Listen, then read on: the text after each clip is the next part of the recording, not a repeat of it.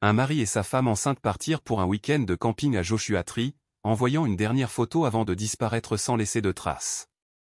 Pendant 11 ans, leurs familles s'accrochèrent à l'espoir, tandis que les enquêteurs couraient après de fausses pistes et des théories sans issue qui ne les éloignèrent que davantage de la vérité. Puis, un randonneur errant dans une section reculée du parc trébucha sur quelque chose qui dépassait du sable. Une découverte qui renverrait les enquêteurs vers des preuves qu'ils avaient ignorées pendant des années. Le dernier message du désert arriva avec le ping stérile d'un satellite se connectant à un appareil à des kilomètres au-dessus de la Terre. Pour Chloé, la sœur cadette de Jenna Dinger, ce miracle moderne était une source de réconfort. Sa sœur, enceinte de 7 mois et campant dans la vaste étendue primitive du parc national de Joshua Tree, était toujours joignable.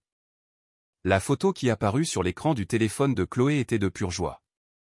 Jenna, radieuse et au ventre arrondi dans un pull bleu, assise devant une tente vert citron. Derrière elle, son mari Marcus était agenouillé, son bras protecteur autour d'elle, un large sourire heureux fendant son visage barbu. L'image était une capsule parfaite de leur excitation, une dernière aventure avant que leur monde ne soit à jamais changé par l'arrivée de leur premier enfant. Un SMS suivit quelques instants plus tard, tout est en place pour la nuit. Le désert est magnifique. Je t'aime. Chloé avait répondu instantanément, renvoyant des émojis cœur et un rappel à Jenna de rester hydratée. Puis elle était allée se coucher, imaginant le couple sous une voûte d'étoiles du désert scintillante. C'était hier. Maintenant, le soleil de l'après-midi projetait de longues ombres sur le sol de son salon, et le silence de Joshua Tree était passé de paisible à inquiétant. Ils avaient un plan simple né de l'inquiétude fraternelle de Chloé. Jenna devait appeler avant midi le lendemain, juste pour confirmer que tout allait bien.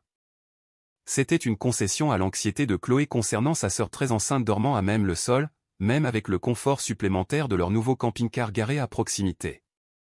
Mais midi était passé. Au début, Chloé a rationalisé. Peut-être qu'ils avaient fait la grasse matinée.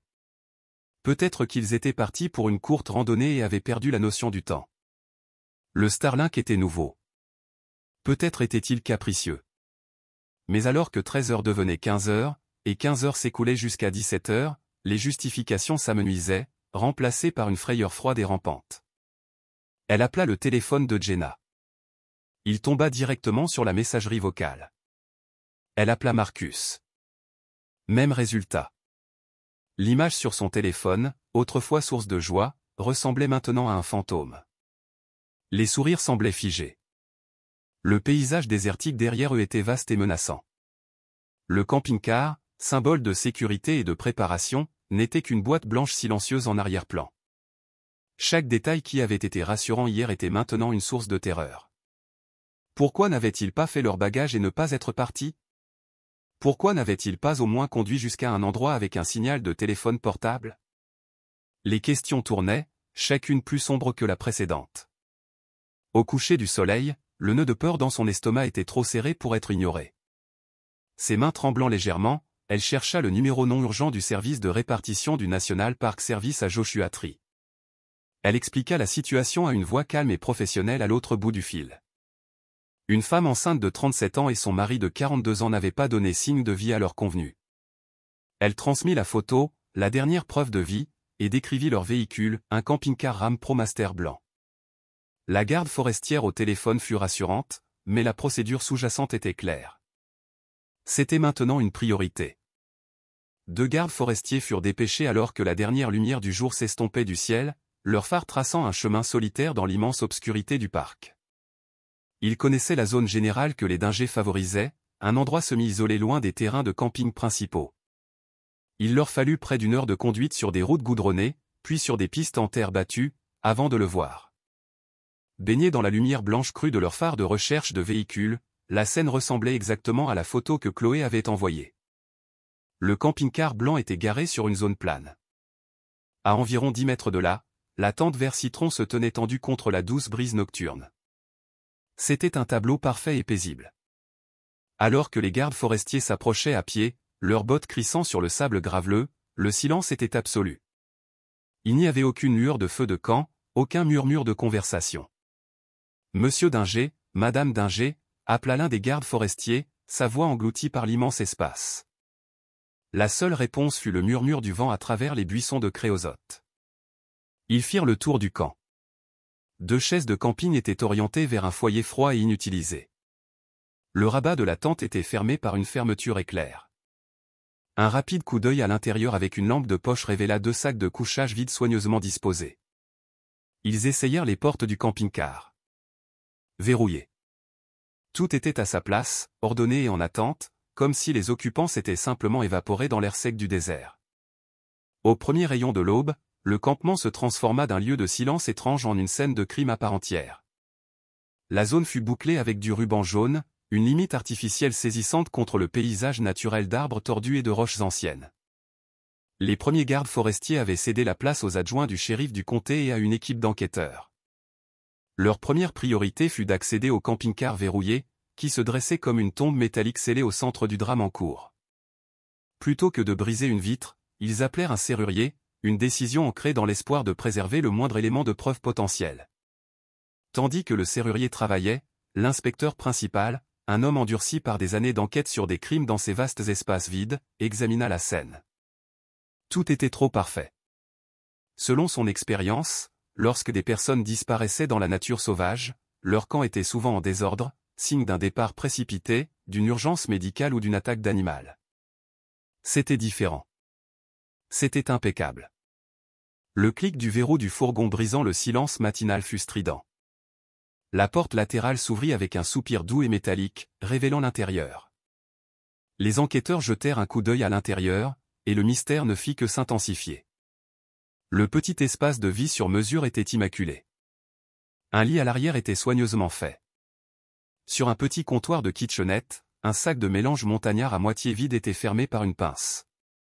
Une bouteille d'eau était pleine, et là, posés soigneusement côte à côte, se trouvaient les portefeuilles de Marcus et Jenna Dillinger. Un enquêteur, portant des gants en latex, les ouvrit soigneusement. À l'intérieur se trouvait de l'argent liquide, des cartes de crédit et leur permis de conduire. À côté des portefeuilles se trouvait un téléphone portable secondaire, un ancien modèle qu'il gardait probablement pour les urgences. Et à côté de cela, une bouteille de vitamine prénatale de Jenna, un symbole poignant de la vie qui était censé être. La découverte des portefeuilles et du téléphone fut un tournant critique. Les personnes qui choisissent de disparaître pour commencer une nouvelle vie emportent leur argent et leur identification. Les personnes qui se perdent en randonnée auraient leur portefeuille sur elles. Et personne, absolument personne, ne laisserait derrière elle les médicaments essentiels de sa femme enceinte. La scène criait que, quoi qu'il soit arrivé au danger, cela n'avait pas été planifié par eux. Ils avaient l'intention de retourner à ce fourgon. Les seules choses manquantes étaient le couple lui-même, les vêtements qu'il portait, et le smartphone principal qui avait envoyé cette dernière photo joyeuse. L'absence de tout signe de lutte à l'intérieur du fourgon était tout aussi déroutante. Il n'y avait pas d'objet renversé, pas de marque de frottement sur le sol, aucune trace de violence. C'était comme s'ils avaient été appelés hors du fourgon et s'étaient simplement éloignés, laissant derrière eux toute l'infrastructure de leur vie. Alors que les équipes de recherche et de sauvetage commençaient une recherche systématique en grille du désert environnant, une tâche sinistre et souvent infructueuse dans le terrain impitoyable de Joshua Tree, l'équipe d'enquêteurs se concentra sur les vies numériques et financières de Marcus et Jenna Dinger. C'était un couple apprécié sans ennemis connus. Jenna était une institutrice d'école primaire adorée, prenant une année sabbatique pour sa grossesse. Marcus était décrit comme un consultant en affaires indépendant, un homme amical et extraverti qui adorait sa femme. En surface, leur vie était aussi ordonnée et sans souci que l'intérieur de leur camping-car.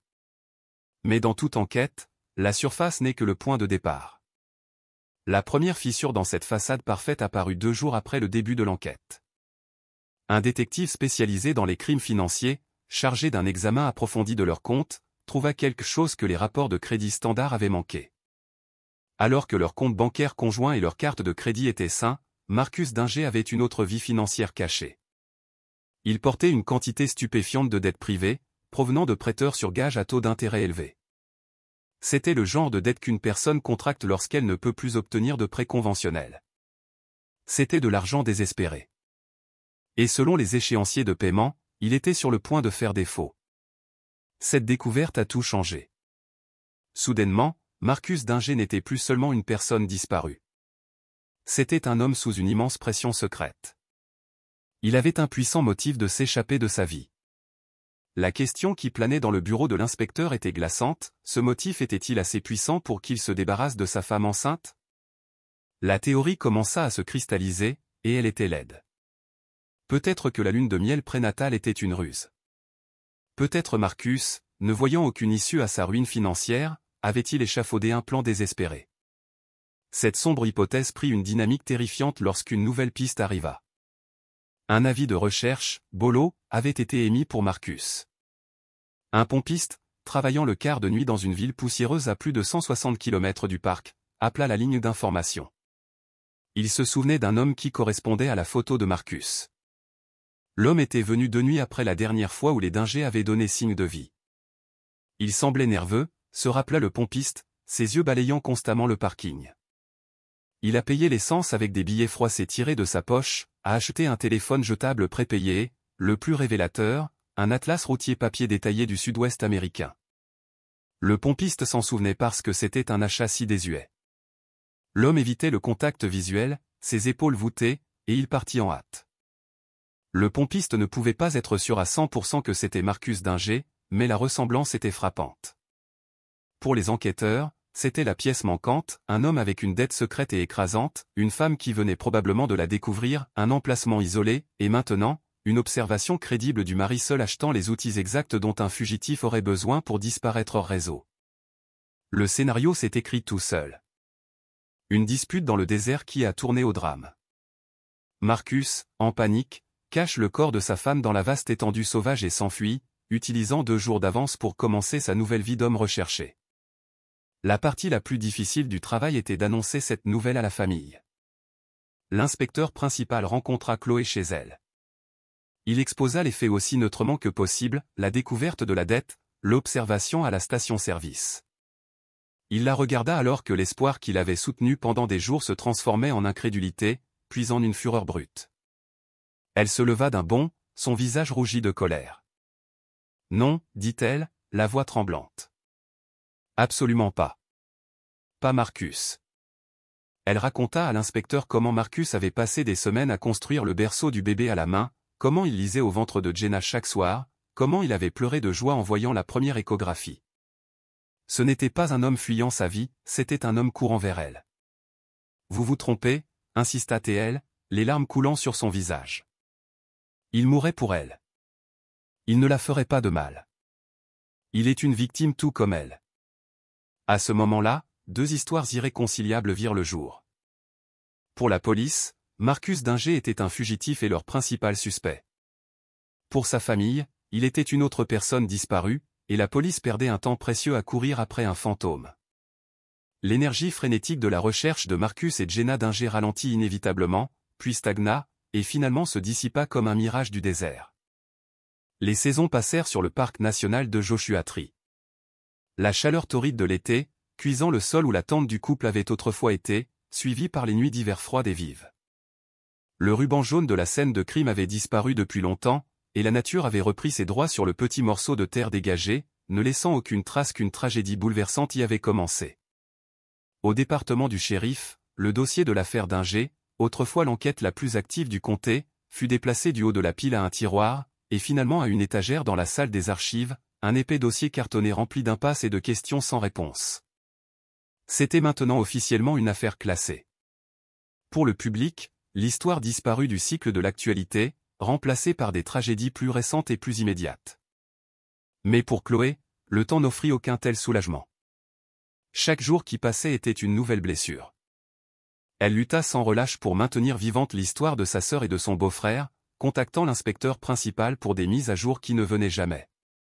Elle refusa d'accepter la version officielle. L'image de Marcus en tant que tueur fugitif était une fiction, une conclusion paresseuse tirée par des enquêteurs qui ne pouvaient se donner la peine de chercher une vérité plus complexe. Elle souligna l'absence totale de preuves qu'il était même en vie. Dans les années qui suivirent, pas une seule de ses cartes de crédit ne fut jamais utilisée. Son numéro de sécurité sociale n'apparut jamais sur aucune liste de paie.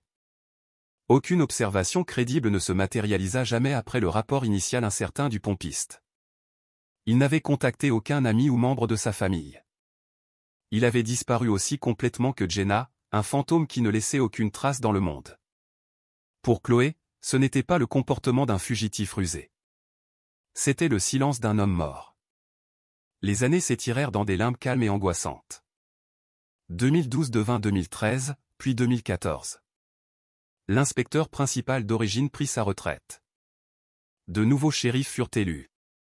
L'affaire d'Inger devint une légende locale, un récit d'avertissement chuchoté aux touristes. Mais pour les forces de l'ordre, c'était un monument frustrant à l'échec. Puis, à la fin de l'été 2017, près de 6 ans après la disparition du couple, une décision bureaucratique força l'affaire à refaire surface. Le camping-car des Dingers, qui avait reposé dans la fourrière du comté accumulant poussière et frais de stockage, devait être restitué. C'était une dernière et douloureuse pièce de gestion administrative. Chloé, en tant que plus proche parente, avait été informée d'en organiser la récupération. Avant que le véhicule ne puisse être restitué, cependant, la politique du département dictait un dernier inventaire minutieux et complet. Ce fut une tâche ingrate qui incomba à un jeune adjoint méticuleux qui n'était qu'une recrue lorsque l'affaire avait éclaté pour la première fois. La fourrière était un endroit désolé, un cimetière de véhicules où chaque voiture, camion et fourgon était un chapitre d'une histoire de malheur ou de malveillance. Le fourgon d'Inger était garé dans une rangée arrière, sa peinture blanche maintenant terne et maculée de crasse. L'adjoint le déverrouilla, l'air à l'intérieur stagnant et chaud.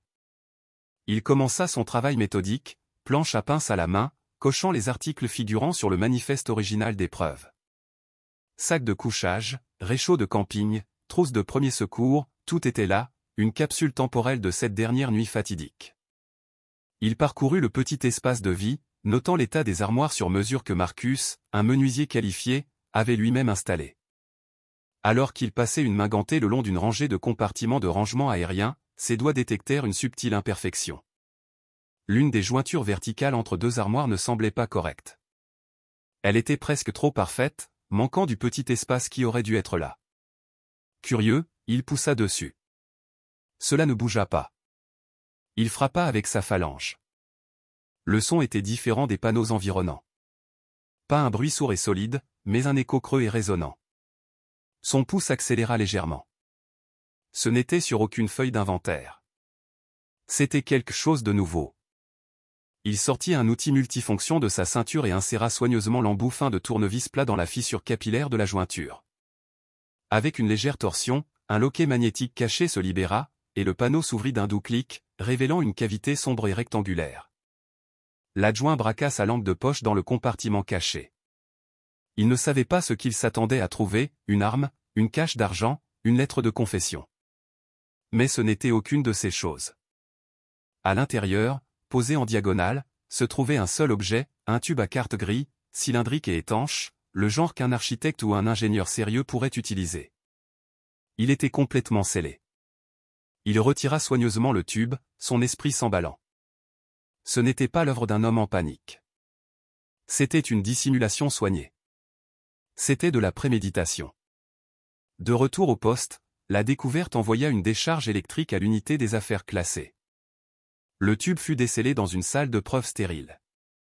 Un détective senior, un vétéran qui se souvenait de la frustration initiale de l'affaire, fit soigneusement glisser le contenu. Ce n'était pas une carte, mais une série d'entre elles, fermement enroulées. Alors qu'elles étaient déroulées sur une grande table, il était clair que ce n'étaient pas des cartes touristiques standards. C'étaient des levées géologiques très détaillées, de qualité professionnelle.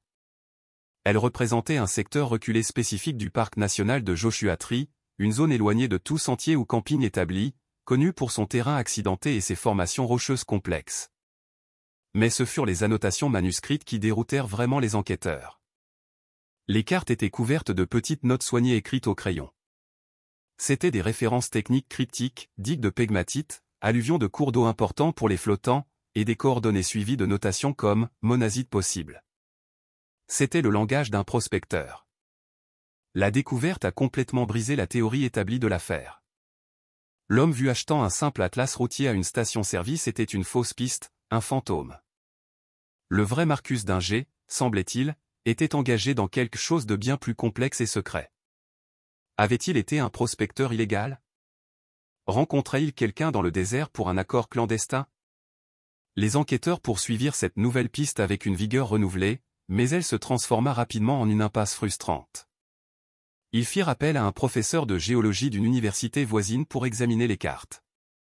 Il confirma que les notes concernaient la recherche de minéraux de terres rares, mais les qualifia d'amateurisme sophistiqué. Elles étaient bien informées, mais manquaient de la précision d'un levé professionnel.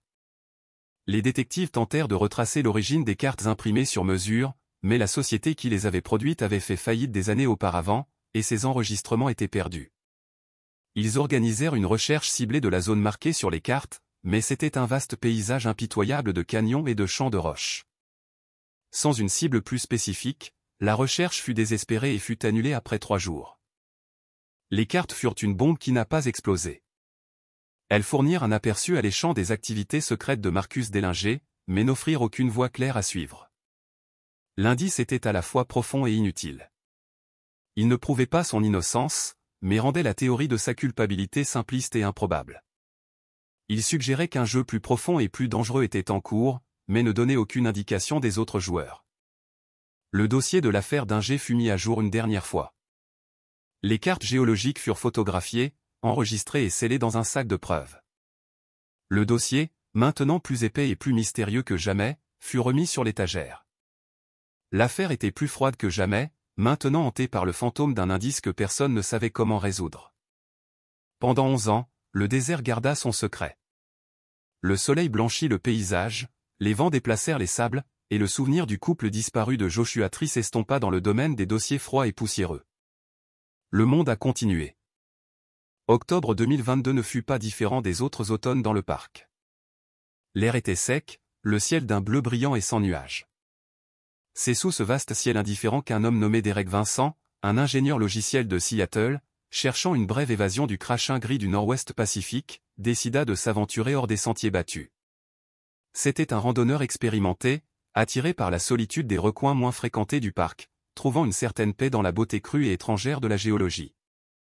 Il ne suivait pas de sentier, juste sa propre curiosité, naviguant par la position du soleil et la forme des formations rocheuses lointaines. Le besoin naturel le prit soudainement et sans crier gare. En regardant autour de lui, il ne vit personne à des kilomètres à la ronde. Il aperçut un grand amas de rochers de granit érodés qui offrirait un peu d'intimité, et commença à marcher vers lui. Alors qu'il passait le coin du plus grand rocher, ses yeux balayèrent le sol, et il s'arrêta. Quelque chose n'était pas à sa place. Dans une petite dépression peu profonde, le sol sableux était clairement perturbé. Il était meublé et remué, jonché du genre de débris qui suggérait une activité animale récente, très probablement un coyote creusant pour un rongeur. C'était une vue assez courante, mais quelque chose dans cet endroit particulier retint son attention. Au centre de la terre perturbée, il vit un reflet de blanc. Pas le blanc éclatant de la roche blanchie, mais un blanc cassé terne, presque jaunâtre. Sa première pensée fut que c'était un déchet, ou peut-être un os d'animal. Il fut agacé un instant à l'idée de visiteurs insouciants laissant leurs ordures, même ici. Poussé par un mélange de curiosité et l'instinct de randonneur de ne laisser aucune trace, il s'approcha. L'objet était partiellement enfoui, courbé d'une manière qui semblait étrangement familière. Il le poussa du bout de sa botte de randonnée, s'attendant à ce que ce soit un léger morceau de plastique ou un os blanchi par le soleil d'un mouflon. L'objet ne bougea pas seulement. Le sable autour s'effrita, révélant davantage sa forme. Et à cet instant, le monde bascula sur son axe pour Derek Vincent. Ce n'était pas un seul os. C'était une série d'entre eux, fusionnés ensemble dans un motif horriblement reconnaissable. La courbe qu'il avait vue était la forme élégante et arquée d'une côte humaine. Il regardait une cage thoracique humaine. Il recula en trébuchant, un halètement d'air froid lui coupant la gorge. Son cœur battait la chamade contre ses côtes, un battement de tambour frénétique dans le silence soudain et profond du désert. Il chercha à tâtons son téléphone, ses doigts maladroits, engourdis par une soudaine montée d'adrénaline. Il frappa l'écran, composant le 911. La voix de l'opératrice était une présence calme et rassurante dans sa panique tourbillonnante. « J'ai trouvé quelque chose », balbutia Derek, sa voix mince et chevrotante. « Un corps, je crois. Des os. Des os humains. » Le ton de l'opératrice resta égal, professionnel. « D'accord, monsieur. Pouvez-vous me donner votre emplacement ?» Derek regarda autour de lui sauvagement, le paysage familier lui semblant maintenant étrange et menaçant. Il essaya de décrire sa position, faisant référence au soleil, à la forme de la formation rocheuse, à la direction d'où il était venu de la piste en terre battue la plus proche. Il pouvait entendre le cliquetis d'un clavier à l'autre bout du fil alors que l'opératrice tentait de localiser ses coordonnées. Le processus sembla une éternité. On lui dit de rester sur place, de ne rien toucher, et que des unités étaient en route. Après avoir raccroché, il s'assit sur un rocher à une bonne quinzaine de mètres du site, le dos tourné, incapable de regarder à nouveau. Il regardait simplement le désert vide. L'image de la cage thoracique lui brûlait l'esprit. Moins d'une heure plus tard, le silence fut brisé par le son lointain de véhicules approchant. 2 gardes forestiers arrivèrent en premier, leur visage sombre et professionnel tandis que Derek racontait sa découverte. Ils confirmèrent que les restes étaient humains, et établirent immédiatement un large périmètre. Leur ruban jaune était une déclaration nette que cette parcelle de nature sauvage était maintenant une scène de crime. Les gardes forestiers initiaux furent rapidement rejoints par des adjoints du shérif, et surtout, par l'unité d'enquête médico-légale du comté. L'archéologue légiste principal, une femme à la peau burinée par le soleil et aux yeux qui avait vu plus que la plupart, dirigea l'opération avec une autorité tranquille. Ce n'était pas une récupération. C'était une fouille. Le processus fut minutieux, presque révérencieux. Son équipe installa un système de grilles sur la tombe peu profonde. Ils n'utilisèrent pas de pelle. Ils utilisèrent des truelles, des curettes dentaires et des brosses à poils doux. Avec la précision délicate de chirurgiens, ils commencèrent à enlever les couches de sable et de terre, grain par grain. À mesure que l'après-midi avançait, l'ampleur de l'inhumation fut révélée. Le squelette était remarquablement complet, préservé par l'air sec du désert. Il était positionné en position assise, presque fétale, les genoux ramenés vers la poitrine. Le crâne était intact, les orbites vides fixant un monde qui avait continué sans eux pendant plus d'une décennie. C'était le squelette d'une femme adulte. Alors que l'équipe balayait soigneusement le dernier des sables de la région abdominale et pelvienne, l'archéologue principal s'arrêta soudainement. Elle fit signe à sa collègue de regarder. Là, niché dans le berceau protecteur des os pelviens du squelette féminin, se trouvait un autre squelette, incroyablement petit et fragile. Les minuscules os délicats d'un crâne, une cage thoracique miniature, les os filiformes des membres. C'était le squelette parfaitement formé d'un fœtus, gisant exactement là où il avait été dans le ventre de sa mère. Un silence tomba sur toute l'équipe. Même les adjoints chevronnés détournèrent le regard. Ce n'était pas une seule victime. C'en étaient 2. Après 11 ans de silence, enfouis sous des couches de sable et de secret, Jenna Dinger et son enfant à naître avaient enfin été retrouvés. La découverte des restes de Jenna Dinger envoya une onde de choc sismique à travers le département du shérif du comté. Le dossier Dinger, une affaire classée si dormante qu'elle était pratiquement fossilisée, fut brusquement réactivé. Ce n'était plus une affaire de personnes disparues, assombrie par l'ambiguë possibilité d'un mari en fuite. C'était un homicide. L'emplacement de la tombe dans une partie reculée, presque inaccessible du parc, annula immédiatement la théorie longtemps soutenue selon laquelle Marcus avait tué sa femme dans un accès de rage spontané près de leur campement et s'était enfui.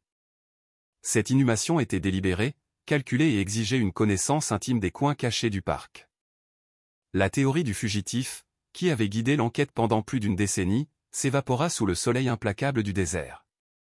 L'affaire entière avait été remise à zéro.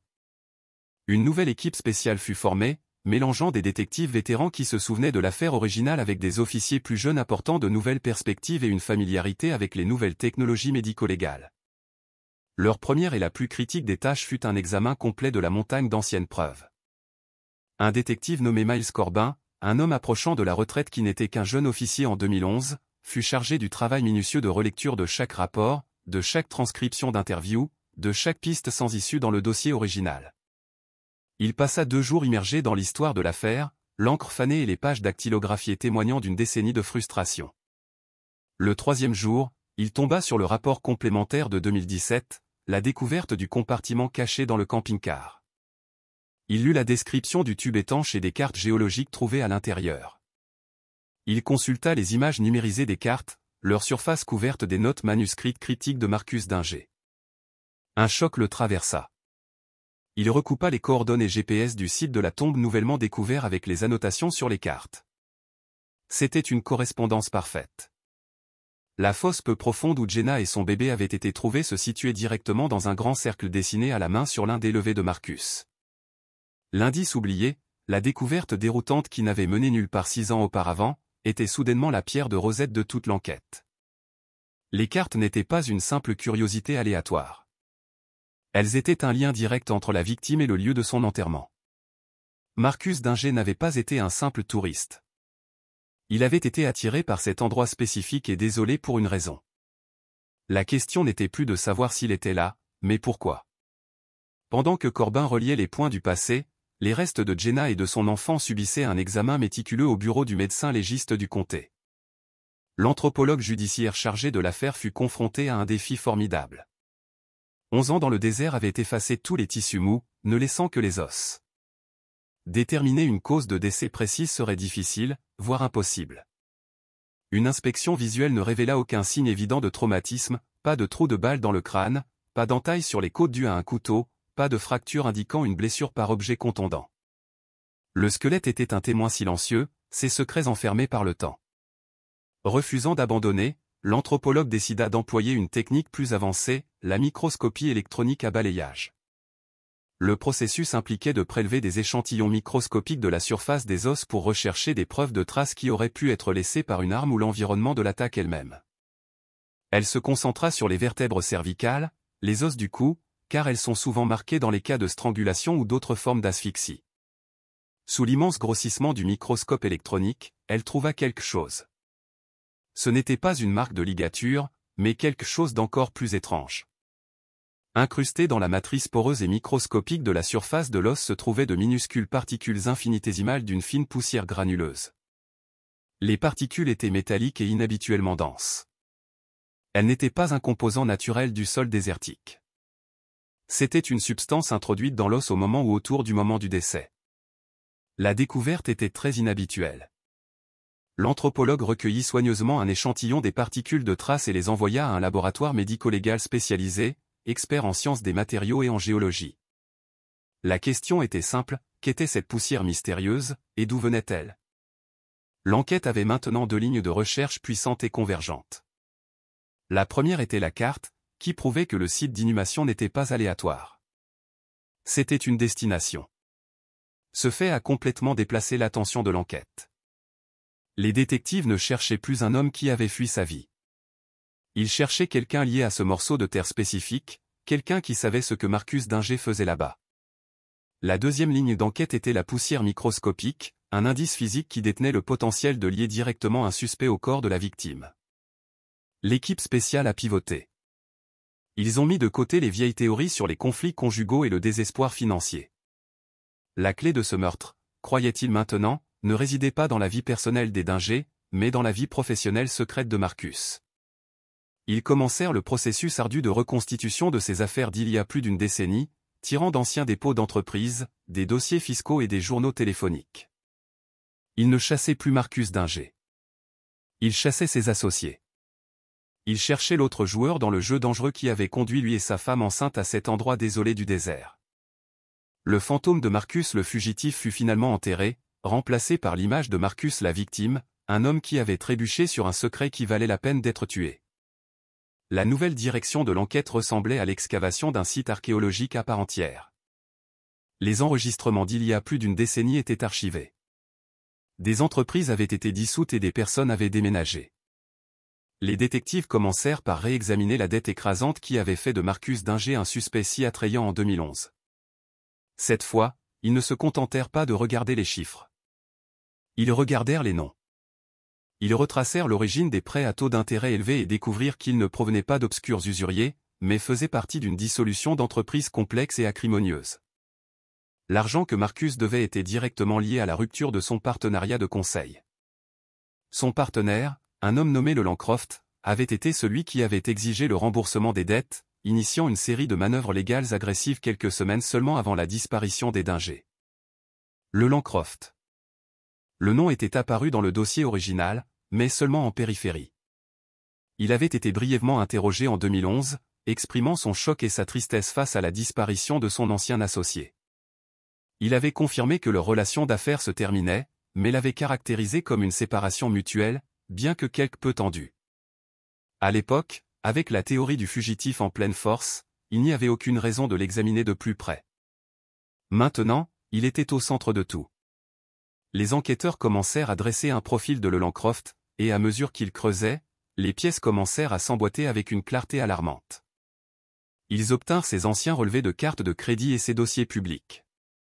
Alors que sa vie professionnelle était dans le conseil en affaires, sa passion personnelle, frisant l'obsession, était la géologie.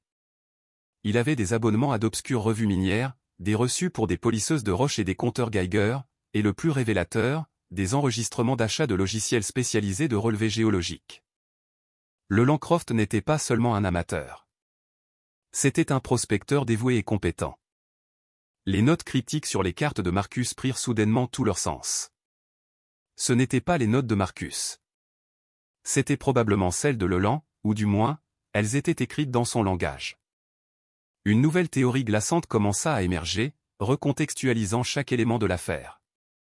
L'entreprise de conseil, pensait maintenant l'équipe spéciale, était une façade, ou du moins, Lelandcroft utilisait ses opérations légitimes comme couverture pour sa véritable passion, la prospection illégale de précieux minéraux de terres rares à l'intérieur des limites protégées du parc national de Joshua Tree. Le partenariat n'avait pas pris fin à cause de simples désaccords. Il avait pris fin parce que Marcus Dinger, un homme honnête, avait découvert ce que Leland faisait. La dette n'était pas un signe de l'échec de Marcus. C'était une arme que Leland utilisait contre lui dans leur litige. Le voyage de camping, lune de miel prénatale, fut maintenant vu sous un nouveau jour terrifiant. Ce n'était pas une dernière escapade romantique.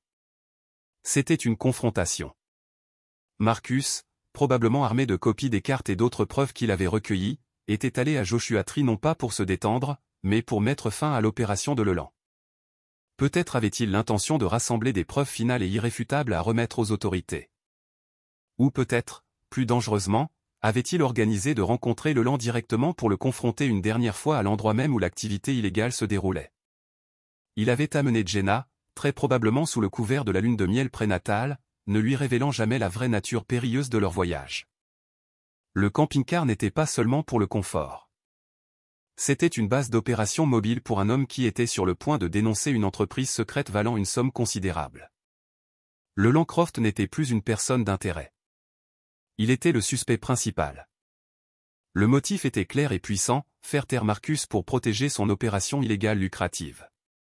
Les enquêteurs revisitèrent l'observation originale à la station-service, celle qui avait envoyé l'enquête sur une fausse piste pendant 11 ans. Ils récupérèrent les images de surveillance granuleuse de 2011. La qualité était médiocre, mais l'homme au comptoir ressemblait fortement à Lelandcroft. Même corpulence générale, même ligne de cheveux. Il était maintenant clairement écœurant ce qui s'était probablement passé. Leland n'avait pas seulement tué les Dinger, il avait brillamment et cyniquement orchestré l'après-coup. Il avait assassiné son associé et le seul témoin, puis conduit des kilomètres plus loin jusqu'à une station-service aléatoire où lui, un homme qui ressemblait vaguement à Marcus, avait délibérément acheté les articles dont un fugitif aurait besoin. Il avait créé une fausse piste, une diversion parfaite qui avait réussi à détourner tous les soupçons de lui-même pendant plus d'une décennie. Il n'avait pas seulement commis le crime parfait, mais il avait aussi mis en cause un homme mort pour cela. L'équipe spéciale avait maintenant une théorie solide et cohérente, un motif impérieux et de solides preuves circonstancielles liant Lelandcroft aux activités secrètes de la victime et au lieu du crime. Mais il savait que ce n'était pas suffisant. Un bon avocat de la défense le démolirait au tribunal, le rejetant comme de la spéculation et de la coïncidence. Ils avaient une histoire, mais ils avaient besoin de preuves. Ils avaient besoin de quelque chose qui lie physiquement Lelandcroft au meurtre de Jenna et Marcus Dinger. Le poids entier de l'affaire reposait maintenant sur les résultats du laboratoire médico-légal concernant l'identité de la mystérieuse poussière microscopique trouvée collée aux os de Jenna. Lelandcroft fut retrouvé dans une petite ville ensoleillée du centre de l'Oregon, un monde à part des rudes déserts du sud de la Californie. Il était le propriétaire et unique exploitant de Crofts Hardware & Feed, un magasin propre et bien organisé qui sentait la sueur, l'engrais et le travail honnête. Lorsque l'inspecteur Corbin et son jeune partenaire entrèrent, Leland conseillait un client sur le meilleur type de fongicide pour les rosiers. Il avait 54 ans maintenant, plus épais au milieu, ses cheveux gris aux tempes, mais il avait le même comportement calme et assuré qu'il se souvenait de sa déposition originale. Il leva les yeux, offrant un sourire poli et professionnel qui faiblit légèrement lorsqu'il vit leurs insignes. Il accepta de les accompagner au poste de police local pour éclaircir de vieilles questions, avec un soupir de coopération lasse, comme s'il s'agissait d'une tâche fastidieuse mais nécessaire de paperasserie bureaucratique d'une vie passée. Dans la salle d'interrogatoire stérile aux murs gris, le sang-froid de Leland était une forteresse. Il s'assit en arrière sur sa chaise, les mains posées calmement sur la table métallique, et projetait une aura de serviabilité patiente. Il écouta Corbin alors qu'il le ramenait à travers les événements de 2011. Les réponses de Leland étaient lisses, cohérentes et inchangées par rapport à son histoire originale. Oui, la dissolution des affaires avec Marcus avait été difficile. Oui, il y avait de l'argent en jeu. Les partenariats se terminent, dit-il avec un haussement d'épaule dédaigneux. C'est comme un divorce. Ce n'est jamais agréable, mais ce n'est que des affaires. Marcus était un homme bon, un peu rêveur. J'ai été dévasté quand j'ai appris ce qui s'était passé. Corbin insista, présentant le premier nouvel élément de preuve. Il glissa une grande impression couleur de l'une des cartes géologiques sur la table. Nous les avons trouvées, Leland, cachées dans un compartiment secret dans le fourgon de Marcus. Ce sont des cartes de prospecteurs. Vos notes, peut-être ? Leland se pencha en avant, plissant les yeux vers la carte avec une légère curiosité. Il ricana, un son sec et dédaigneux. Mes notes ? Non. Marcus avait toutes sortes de drôles de passe-temps. Il a eu une brève obsession pour la recherche d'or à la Batée une année, puis c'était la chasse aux météorites. C'était probablement une autre de ses phases. Il pensait qu'il allait faire fortune dans le désert. Je lui ai dit qu'il perdait son temps. Il détourna habilement la question, transformant la preuve d'une opération secrète en un défaut de caractère de la victime. Il dépeignit Marcus comme un rêveur naïf et lui-même comme le partenaire ancré dans la réalité, pratique. La forteresse de son déni semblait impénétrable. Corbin insista, détaillant le litige financier amer, les lettres juridiques agressives que l'avocat de Leland avait envoyées juste avant la disparition. Leland ne sourcilla pas. Comme je l'ai dit, c'était un divorce commercial. Les avocats s'en mêlent. Les choses deviennent laides. C'est regrettable, mais c'est une procédure standard. Cela n'a rien à voir avec leur disparition, celle de Marcus et Jenna. Pendant un instant, une once de doute entra dans l'esprit de Corbin. Était-il possible qu'il se soit trompé? Que tout cela ne soit qu'une série de coïncidences incroyables? Puis vint un coup à la porte.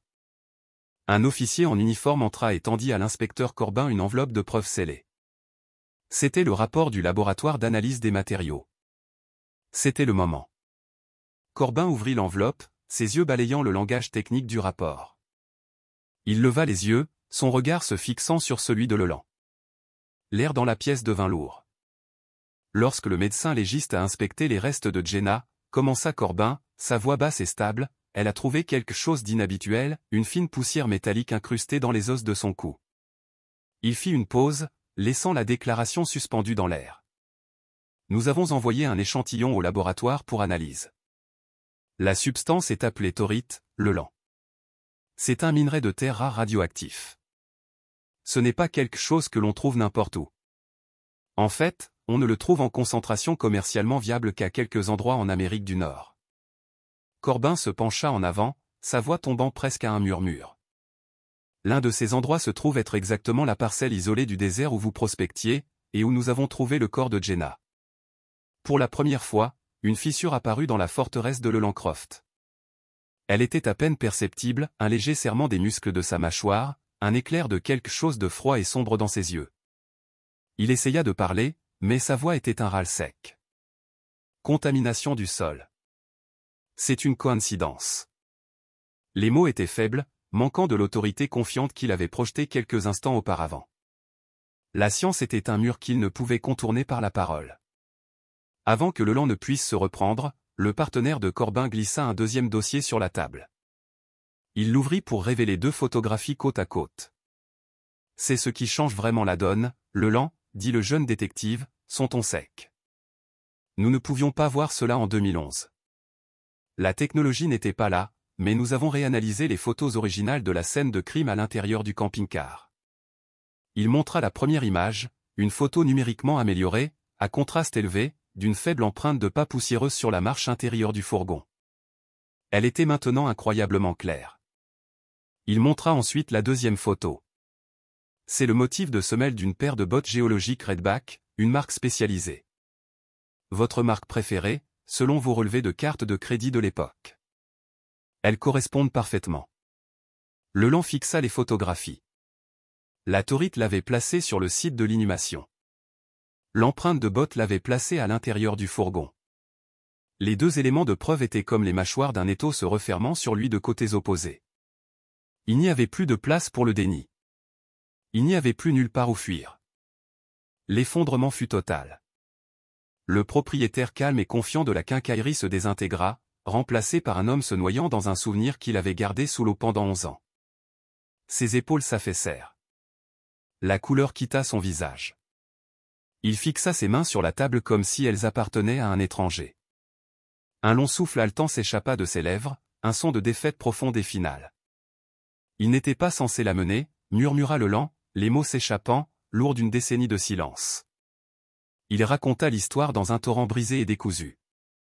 La rencontre était son idée, une dernière confrontation en colère sur son site de prospection.